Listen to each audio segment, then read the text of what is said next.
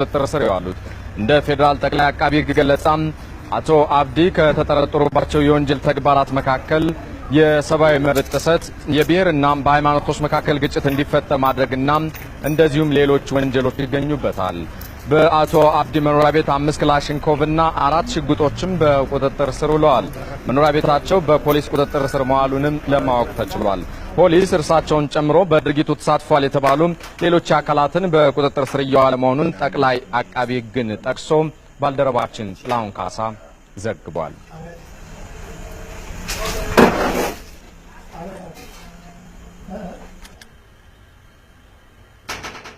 በሰኔ 16ቱ የቦምብ ጥቃት ቦምቡን በማፈንዳትና ቦምብ በማቀበል የተጠረጠሩ ጥላሁን ጌታቸውና ብርሃኑ ጃፋርን ፖሊስ የጠየቀውን የ13 ቀን ተጨማሪ የምርመራ ጊዜ ፈቀደ። ፖሊስ ከኢትዮ ቴሌኮም ተጠርጣሪዎቹ ሲያደርጉት የነበረውን የስልክ መልእክት ልውውጥና የኤፍቢአይ የቴክኒክ ምርመራ ስራ በማጠናቀቅ ነው።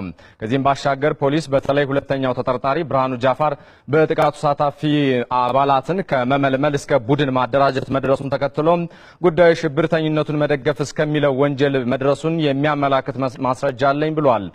ተጠርጣሪዎቹ በበኩላቸው ፖሊስ ያለ አግባብ እያንገላታን ነው፣ አዳዲስ የምርመራ ስራዎችን እያመጣ አይደለም የሚለውን ለችሎቱ ጠቅሰዋል። በተለይም ብርሃኑ ጃፋር የተባለው ተጠርጣሪ ያለ ጥፋቴ ነው የታሰርኩት፣ እንዲሁም ፖሊስ በሌሎች ላይ ከመሰከርክ ትለቀቃለህ እንዳለውም ለችሎቱ አብራርቷል። ሁለቱም ተጠርጣሪዎቹ ዋስትና መብታቸው እንዲከበርላቸውም ጠይቀዋል።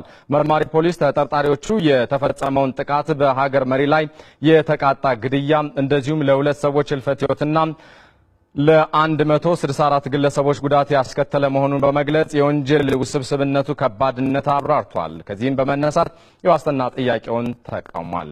ግራቀኙን የተመለከተው ችሎቱ ከወንጀሉ ውስብስብነት አንጻር ምርመራው ላይ ጊዜ አለመውሰዱን በመጠቆም የ14 ቀን ተጨማሪ የምርመራ ጊዜ ፈቅዷል።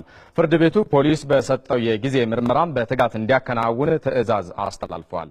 ዘገባው የሪፖርተራችን